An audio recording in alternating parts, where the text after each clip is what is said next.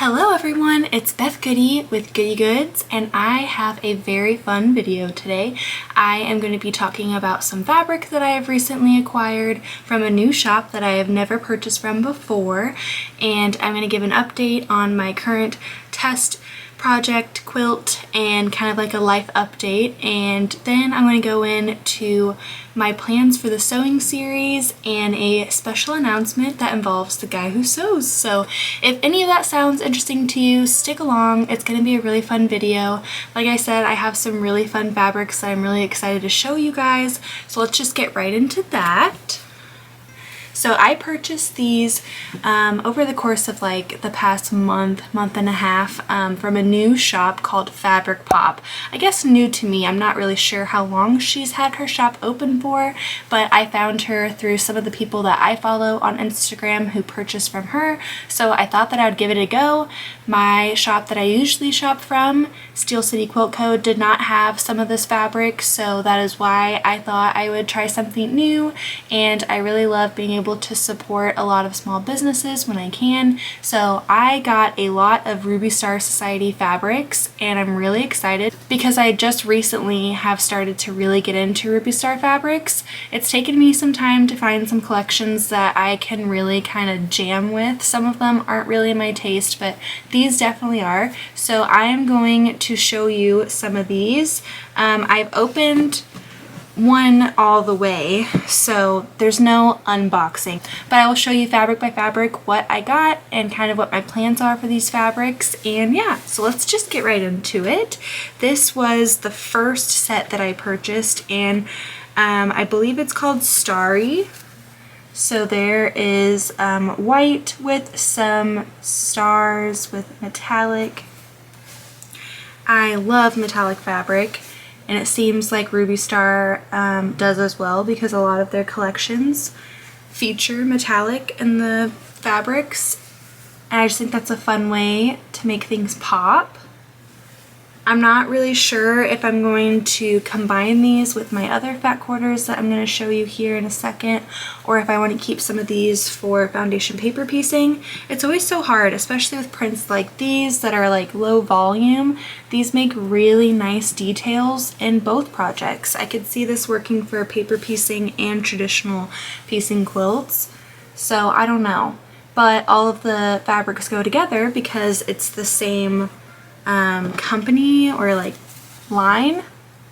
Usually designers, all of their colors usually coordinate, which is really convenient, especially if you like a little bit of every collection that you see, like me. So here is the rest of the Ruby Star fabric. I haven't unbundled it yet, so this is as good as it gets for unboxing. So I'm gonna take the little card. Here's her card. It's so cute. It says, "Thank you so much for your order, Elizabeth. All the Ruby Star. I love it. Have fun and happy sewing, Christina."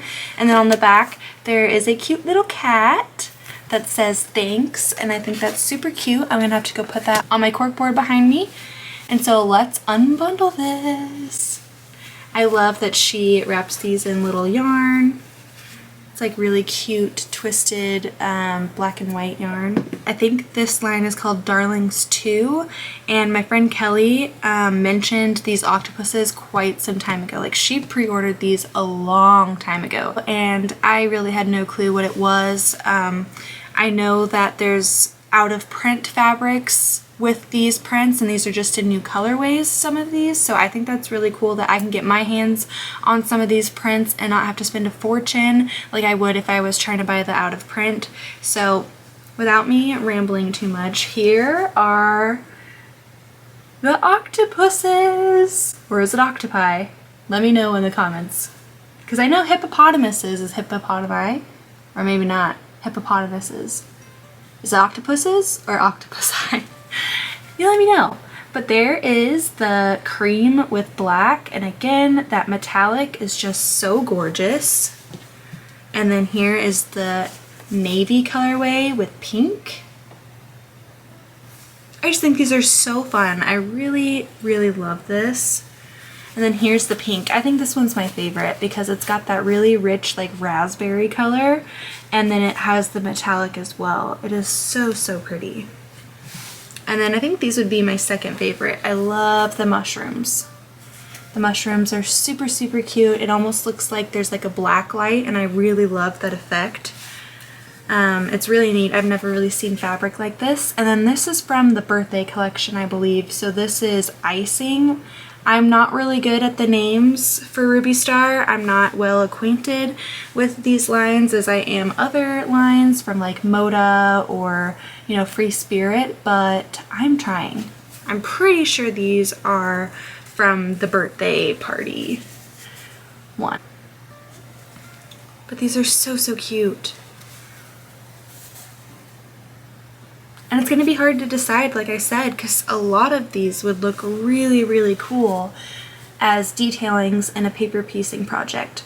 But I think if I put them all together and pick like a Modernly Morgan pattern that I have with some low volume background fabric, these would look really, really cool in a traditionally pieced quilt.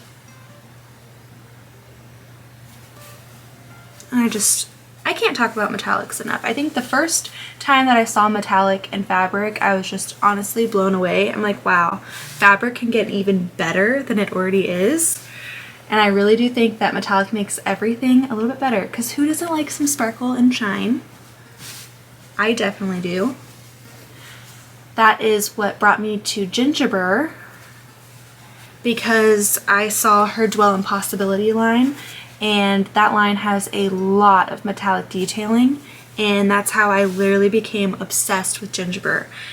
And I ventured into her other lines like Dwell in Possibility and Words to Live By, and oh my goodness, I love it. So here are all of the Ruby Star fabrics in a stack.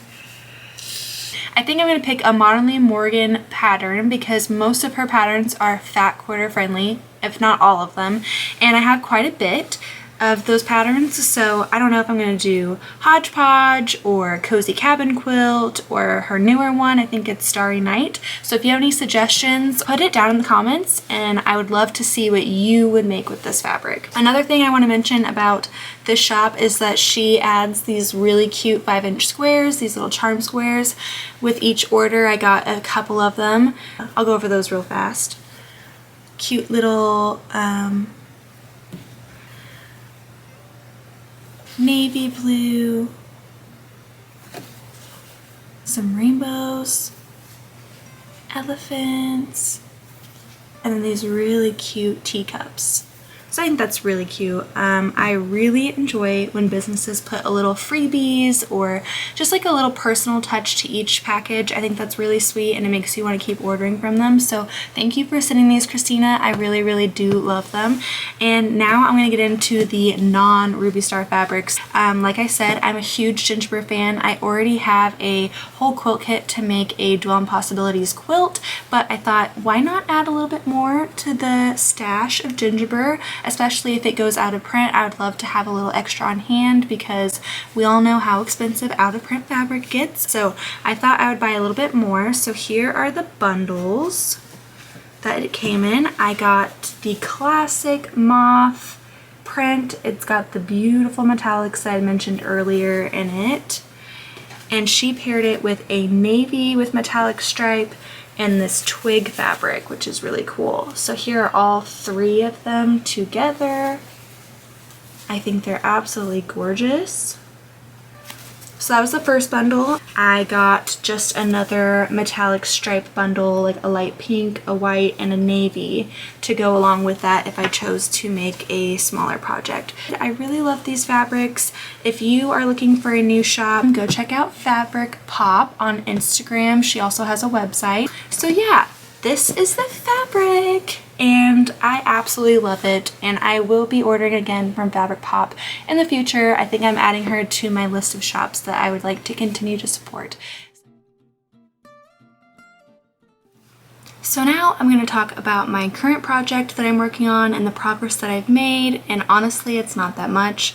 This last week was a doozy in our family. It started with me getting sick on Sunday and then everyone else quickly getting sick as well. Like we were literally dropping like flies at some point. My middle child, my 2-year-old, ended up getting it the worst out of all of us, and she is just now kind of feeling herself finally, and it's been really nice to have a day where there's no extra fluids being launched around the house. So all of that to say, I did not get a lot of progress done on my current test project that I'm working on, the color wheel quilt from Quarter Life Leap, but that's okay. I'm reminding myself life happens, and you know, I have priorities outside of sewing and all of that, so it's okay. I'm gonna make up for the time, and I am actually ahead of schedule because this test quilt is not due until the end of April. So I'm like, wait, it's not even the end of March yet, and I'm constantly looking ahead, and I feel like sometimes that can cause a little extra stress and anxiety. So deep breaths. The most important thing is that we're all kind of feeling better, but last night I finally had some time to sit down and sew. I hadn't even been in my sewing room for like a week, and I didn't even want to sew for a week. It was that bad. You know it's bad when you don't even want to sew. And anyway, I got some progress done. I now have about 19.5 blocks to go, but I'm almost 1/4 of the way done. And I feel like that's constantly what I do in a project. I just keep telling myself, okay, this is the progress you've made, keep going, keep going. And instead of thinking about all the work that you have left to do, it kind of keeps you motivated to keep going and not be overwhelmed. So I ended up getting some work done. I got my red block, my dark orange, and then half of my medium orange block pieced. So here is my first wedge. So I need to make 8 of these, and yeah, so this is the first one. And I'm really liking how it's turning out. The fabric is so beautiful. So just to get kind of an idea of how this is gonna look, there it is. Isn't that so cool? This is gonna be such a cool quilt, and I'm really, really happy with how it's turning out so far. I think I'm just gonna plug away a little bit each day on it, and I feel like even with my setbacks of everyone getting sick in the house, I am in a good spot, and it's gonna be just fine. So yeah, I thought I would share with you guys. That's what I've been working on. I am going to start sharing my tips in each video. I know that I mentioned doing tips each video, and then I failed to do some on the last ones, but I am going to start a segment called Whips and Tips, where I start talking about my current projects and a tip of the day. And my tip for this video is to get a clothing rack for your whips. If you find yourself working on several projects at once, you know the struggle of not having any room on your desk. To save you that struggle, I highly suggest getting a clothing rack. You can hang up whatever you are working on, or if you're waiting to quilt something and it's basted, you can hang it up here. That way you have the extra space at your desk and you're not struggling to get work done. So this has been a great investment for my sewing room. I really, really recommend checking these out. I know there are some options on IKEA that are affordable, Target, and you can even look on your local Buy Nothing page, Facebook Market. Maybe you could find some at Goodwill and not have to spend a ton of money. But yeah, that is my tip of the video. I hope you enjoy it. And if you do have a clothing rack, let me know. Does it make your space more functional? Have you thought about getting a clothing rack? Yeah, so that's it. Bye, guys. So this week I uploaded a part 1 of my sewing series, and it's going to go all the way through every single process, every single step of making a quilt.